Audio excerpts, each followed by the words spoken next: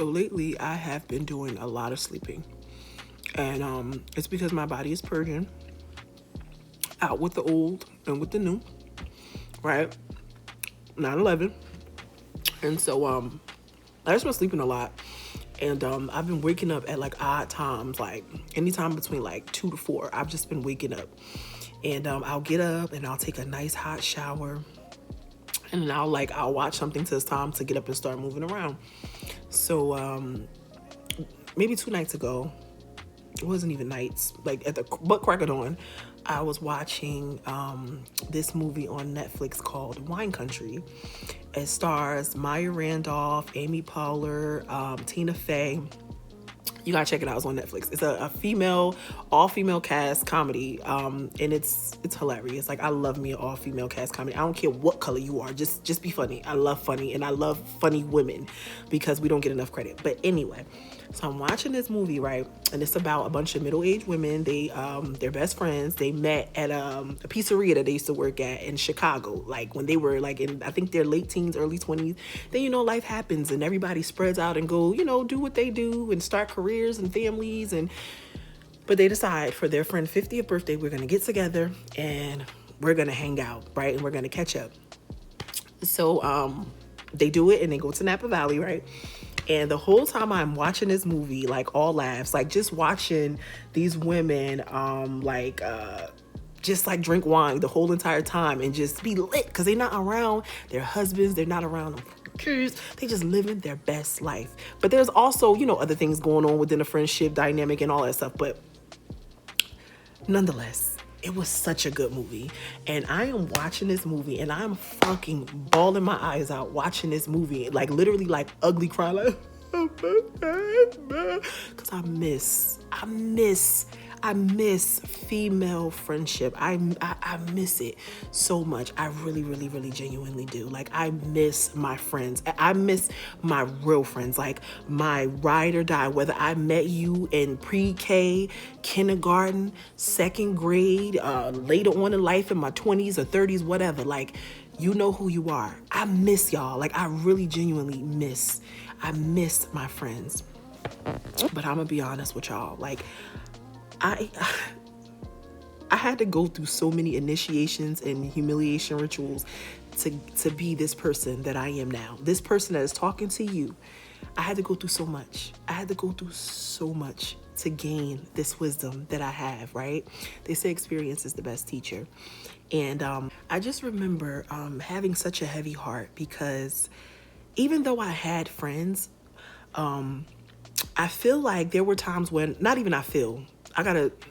there were times when I was in friend groups where it was just always somebody who just wanted to kick me out the group. Like they didn't want me to be in a group. And I wasn't doing anything crazy. I was having a human experience just like everybody else. But it was always somebody in the group that just did not want me in the group. And like, that does something to you. Like, you feel like it's something wrong with you. And then when you get in a relationship with somebody, and you spend 5 years with this person that's like everybody, people don't like you, they talking about you, like you become a shell of yourself and you don't want to talk. And for the longest, my throat chakra was blocked. My heart chakra was blocked. Like I just shut down because I kept meeting the same spirit. And the spirit, how do I explain the spirit? The spirit saw that I was exactly who I thought I was. The spirit saw that I was the friend that, regardless of anything, you can come talk to me. I'm going to listen and I'm not going to judge because I was out in the streets doing what I was doing. So why am I judge you, friend? Shit, I give you some advice. You need some advice. You need some assistance. Like, I got you, and some of them friends in that group, like, they didn't like that about me because they were hiding. They were wearing masks. They were pretending to be something that they're not. And that's one thing I could never do. Pretend to be something that I wasn't. Like, I just was always myself. Even if people picked on me, bullied me for being myself, like the way I dressed, the way that I would speak. I got called white a lot. Like, it didn't matter. Like, I was always being myself. And I would never forget my childhood friend said to me, like, you know why? You know why they give you a hard time? Because you're being yourself and they're not being themselves. You're upsetting them by being yourself. And I held that to my heart because it's lonely when you try to be friends with people and you realize like they making fun of you. You know, they think that because you are naive and you have this childlike wonder that they could get one up on you. But baby, like, I see everything. My eyeball juices is big. I see you. I see you. But I ignored it because I was just like, I really don't understand why you're acting like that, but okay. And like, I ignored it, so I couldn't ignore it anymore. And it was usually because they would like push me out of the group because I could see them. Or I would just decide to like, I'm gonna just stop hanging around y'all because y'all not really nice. And it just made my heart heavy.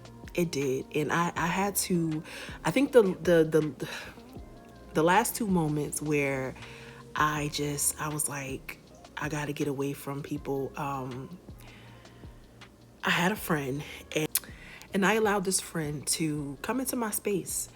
And I saw this friend, their face changed right in front of me. Right in front of me. I saw their face and it changed. And I knew that wasn't my friend. She was in there somewhere, but that wasn't my friend. And I had to be done with that friendship.